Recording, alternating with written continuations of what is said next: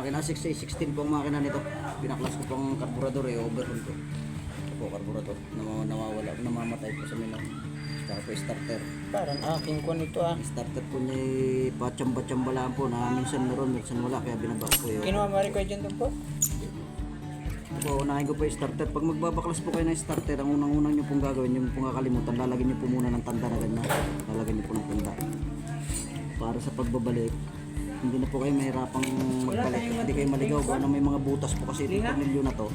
Pag nakatapat na po yung tanda nyo na yan, sure na yung mga butas po nito, sakto na. Yan, ito nyo po nga, tatanggalin nyo po itong takip sa likod. Tornilyo po yan. I-overall ko po ito, lilinisin. Checkin po natin kung papalit natin ng carbon. Madalas po pag ang starter ay nasisira at hindi na siya nagpapangsyon, carbon po ang madalas nasira. Nauubos po ang carbon ito. Yan, ito po ang kanyang takip. So, dito lang po ito, tutorial. Ito po ang kanyang housing ng carbon. Ito po ang kanyang field windings. Ito mga rewind, napakadumi po kung makikita nyo. Mahaba pa naman po ang carbon niya, okay pa po ang carbon, linis lang po ang kailangan. Kaya po siya walang contact, hindi napakadumi na po halos, hindi na siya nag-engage doon sa tanso. Ito po ang commutator, ito ang armature. Ito ang armature. Yan po ang lilinisin natin. Napakadumi po kaya halos walang contact. Nililiha po ito.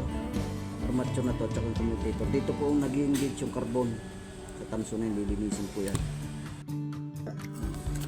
Yan, ito po, lilihain niyo po ito mga kasala. Ito po ang nililiha dyan, focus na kami. Ito mo, saka ito po, nililiha rin po yan. Ito po yung nag-engage sa field windings. Yan po yung nagmamagnet dito sa field windings niya. Ito naman po, yung nilalapatan ng tanso ng carbon. Ang carbon po, pag naubos po ito, hindi na siya dito, binibili ito. Pinapalitan po ito, pinapalitan.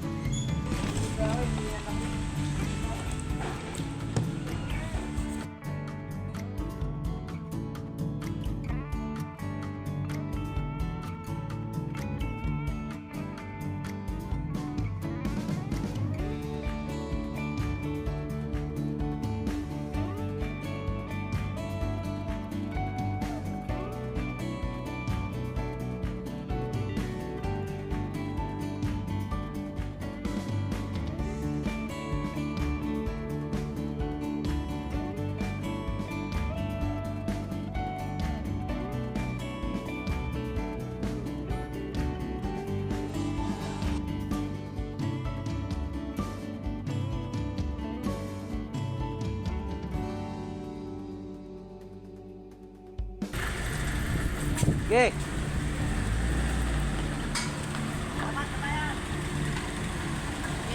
Okay na po.